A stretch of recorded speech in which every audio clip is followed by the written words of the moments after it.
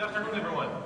My name is Issam Hijazi. I'm the Solution Engineering Team Lead for Data Analytics and IoT, aka Pentaho. This is just the marketing name, I would say.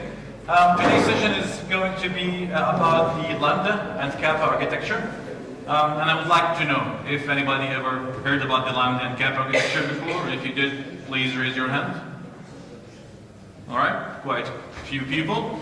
All right, so let's start with a high definition of what Lambda architecture is. Basically, it's a distributed data processing architecture that is designed to handle big data in two ways, in the batch and the stream format.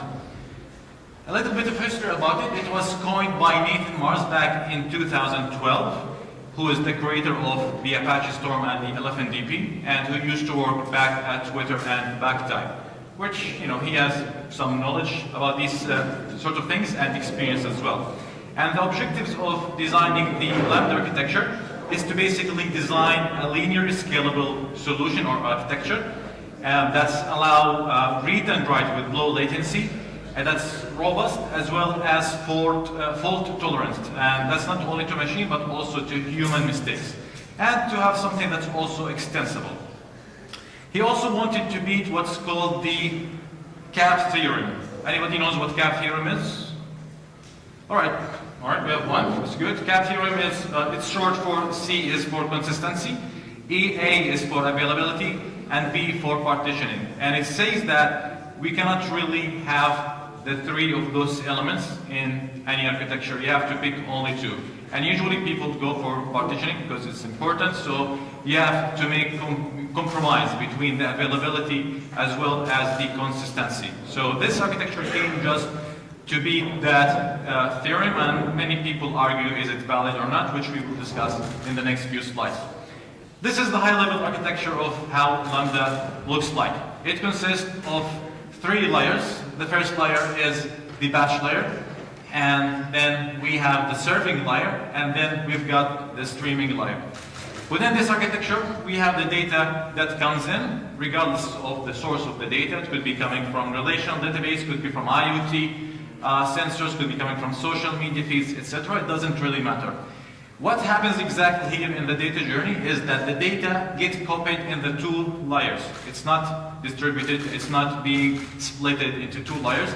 The same data is being copied into each layer. The first one is the batch layer, and the batch layer has what we call the immutable master data store. And this is where we append only the data.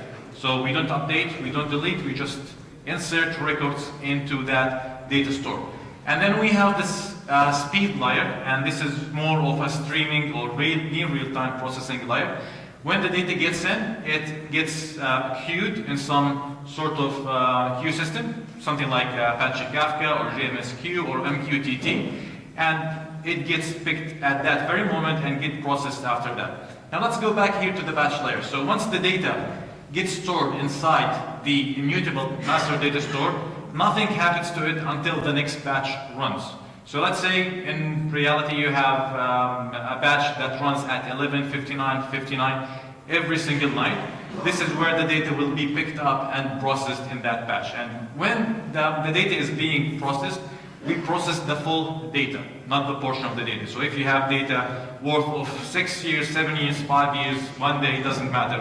We will process all the data every single time. And from that point onward, we recompile the views and populate some views that can be viewed via Hive, for example, or some other technology that can be useful for you to build some analytics on top of that. Now what's happening in the speed layer, which is more exciting, is that once data gets into this layer, it gets processed, like I mentioned to you, immediately, and then incremental views are being created as it comes. So you've got views that are created in a database like HBase, for instance, or you can push it into Elasticsearch, for instance. That's directly. So if you ask me what is the difference between the speed and batch layer, I would say is that to make the data available whenever you want it, and that can happen only if you have the two layers running at the same time. Why? Because let's say you are running the batch layer again every day at night at 11:59, then from that point onward, you will not have any views that will make sense from that batch run until this current moment. And then you'll have missing values or missing aggregation values. To overcome this, the stream processing, the speed layer, will help you to aggregate the data as it arrives, so you will have all this data that, starting from the moment that the batch layer executed until this moment will be available for you to query. And you can combine the results from both layers in order to come up with the final report or final results that you're looking for to capture. So that completes each other. So again, just to recap, the three layers are the batch layer, the speed layer, and the serving layer. The batch layer, the most important aspect about it, it manages all the available data from the day it started. It's immutable, so we cannot change anything, update or delete, and it's only, of course, a bin. The speed layer manages the recent data that comes in, and it has low latency. And then the serving layer is the result of both layers being combined in order to get you the final dashboards or analytics that you're trying to build on top of that. This, I would say, graph will help you understand more what's happening in the batch layer as well as the speed layer. So in the batch view, once the batch view is generated, let's say this is January 1st of 2018, and this is until last night, 11:59:59. You will get views until those. You can query these views, no problem. But if you want to query anything from that moment when the batch run until now, you'll not be able to using the batch view. So you'll have to go to the speed layer real-time view and query it. And this is where you will be able to see what happened since last night until now. And if you want to combine both results, then you can do that by combining or joining the two data sets.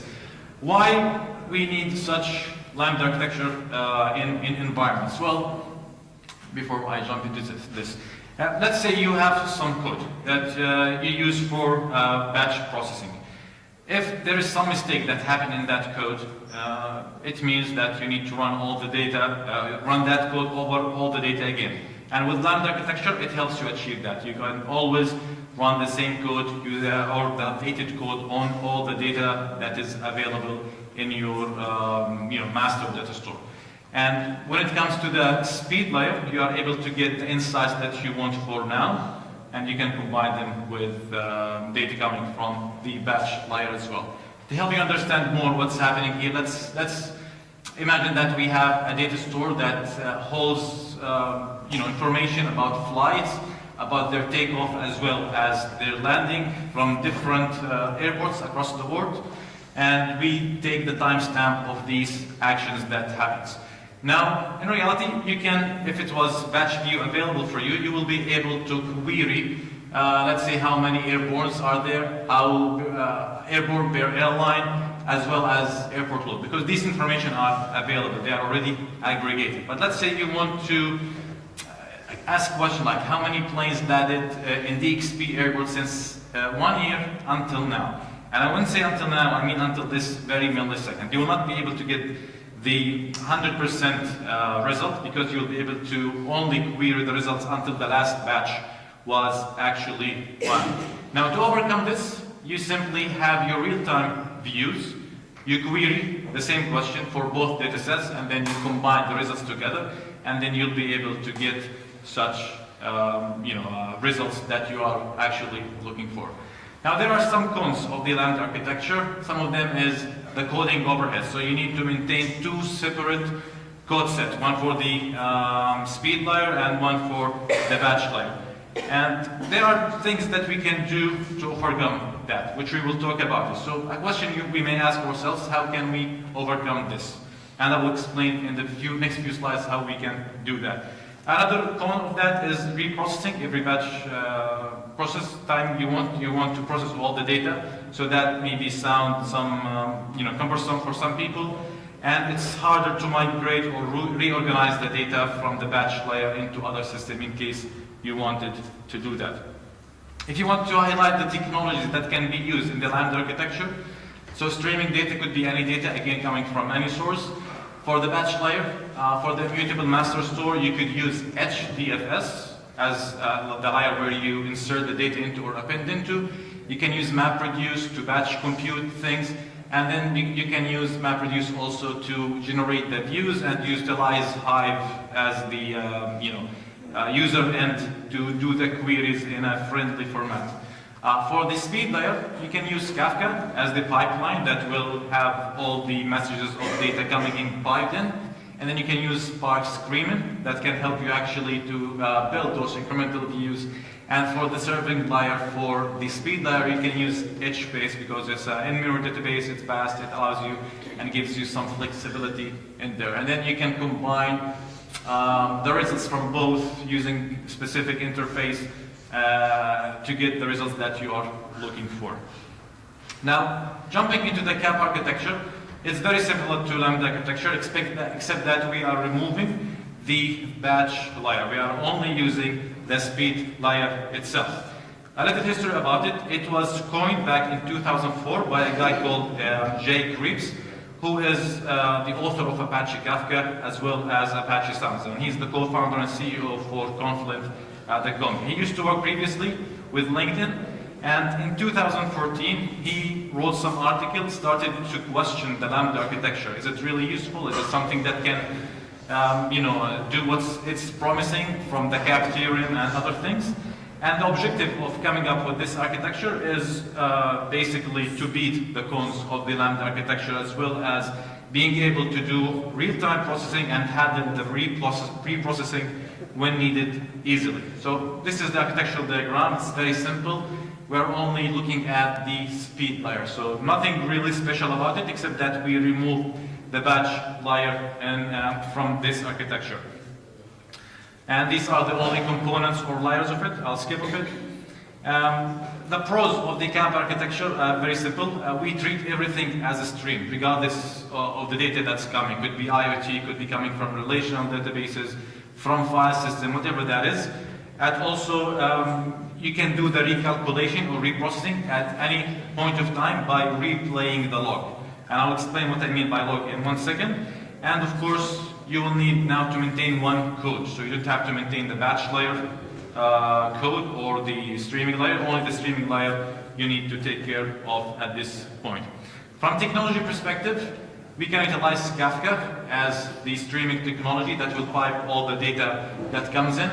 And for the actual engines that we will use to process the data, that would be the Spark Streaming. And within Spark Streaming, we've got the Spark SQL, the Spark Machine Learning libraries, which can help us to pick the data in real time and do the processing. And on top of that, we can push data into HBase and Elasticsearch for fast querying. Now, Kafka works as streaming technology.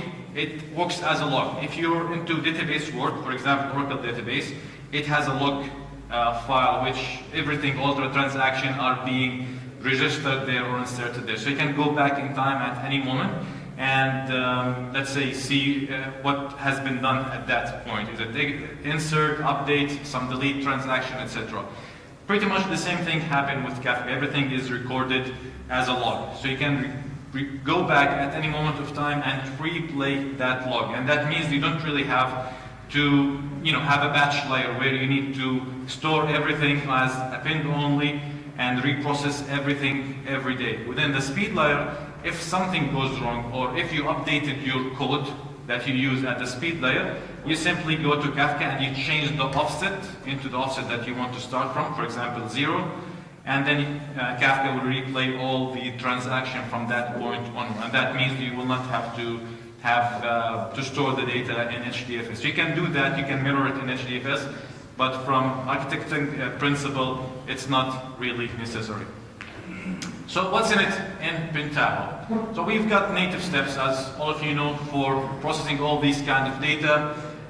We have the ability to execute data in Spark, as well as MapReduce, as Kettle Engine itself, and we go beyond that. One of the cons of Lambda architecture is that you need to maintain two code sets, for example, the speed layer and the batch layer. But with Pentaho, you're only designing things graphically, and you can design your logic to have one transformation which can accept data from two different transformation, one for batch and one for the speed layer itself.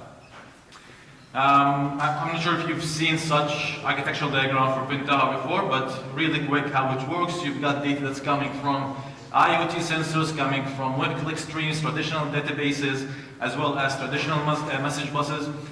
Pentaho will be able to pick the data directly from those source systems, so we have native connectors, as you know, as well as being able to connect to Kafka topic or JMS topic and be able to extract the data in real time.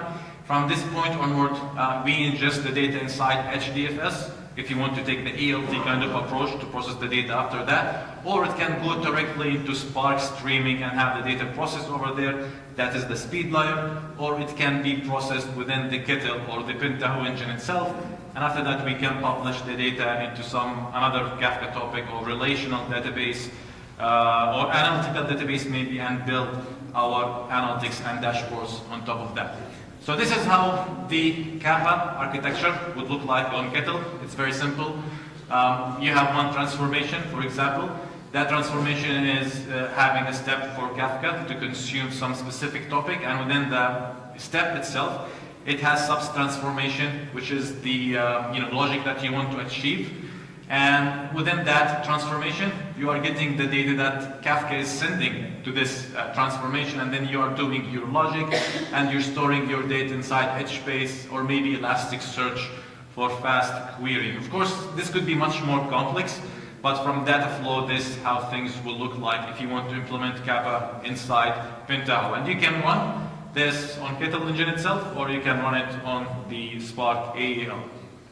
If you want to achieve Lambda, it's pretty much the same, but you only have to add the batch layer on top of it. So you have this immutable data store, where you can store the data inside HDFS, for example, or some other data store.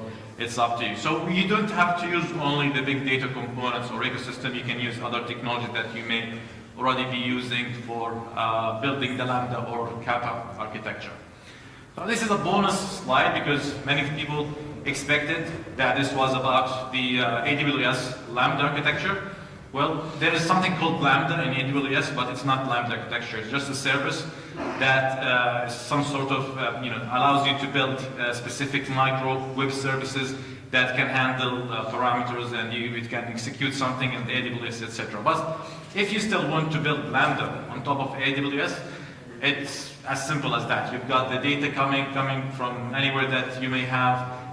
In the batch layer, you would store the data in S3 bucket. In the speed layer, you would store it, or you would pass it to Kinesis. We still don't have, a step for that, or native step in Pentaho for it. But you can do some Java code to achieve that capability.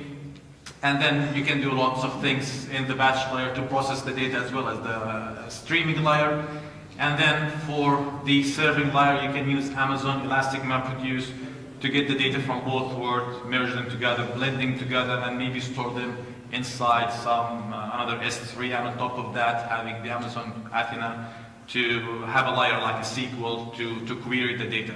And Pentaho can play a major role over there. So we can natively write to S3, for instance. We can spin off Amazon EMR. We can move data. We can orchestrate it across the Elastic MapReduce, Amazon Web Services specific components, and it's certified to work over there. Last notes before I finish. The input stream doesn't really have to be Kafka. It can be anything. It could be JMS, it could be MQTT, it could be a file. A stream doesn't mean a real-time solution. A stream just means data that's coming in a specific way. And you can design your logic according to what makes sense. So you can pass data from one transformation to another, from one job to another, and that way you can have less designing, requirements. You design the logic in one transformation that will accept data as records, and then you can decide how the data will be passed into it. And this applies to most of the use cases that you may have. And the question, if you ask, which is the right one to use? Is it Kappa architecture or is it Lambda architecture? Well, it depends on the use case that you're looking for. If you're looking for something more into machine learning and artificial intelligence, that means you need to rebuild the model every now and then when you receive fresh data. And I would go for Lambda architecture. If you're looking at IoT specific use case, Kappa architecture would make sense because you don't really need to reprocess the data every time from the beginning. You just need to process the batch window that the sensor is sending the data to you. And of course, from resource perspective and cost, Lambda would be generally more expensive than Kappa.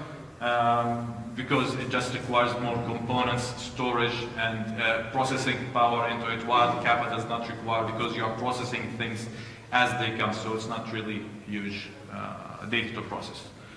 And that's it. Any questions? Yes?